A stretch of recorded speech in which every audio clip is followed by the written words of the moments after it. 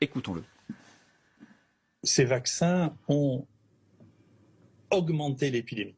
C'est les pays qui ont eu le plus de vaccins, qui ont le plus de cas actuellement. En France, 25% des cas de Covid sont survenus depuis moins d'un mois, qui est le même temps pendant lequel on a fait 15 millions d'injections vaccinales. Comment se fait-il que dans le pays dans lequel on a le plus de vaccinés, il y a le plus de cas?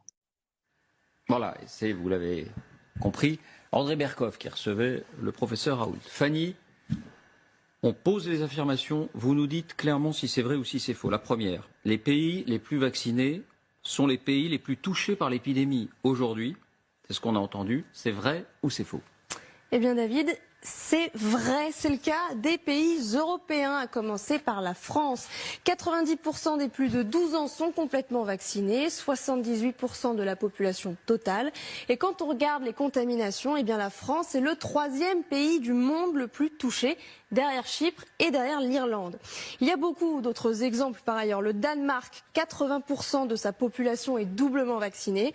Et il est, vous le voyez, le 5e pays européen en termes de contamination. Encore plus frappant, le Portugal, 90% de personnes totalement vaccinées, un record en Europe, et il est le 6e pays du continent pour les contaminations. Et on pourrait en citer beaucoup d'autres, l'Espagne, l'Italie, la Belgique, ou même Israël, l'un des pays les plus vaccinés du monde, en tout cas en ce qui concerne la population adulte. Et là-bas aussi, Omicron s'emballe.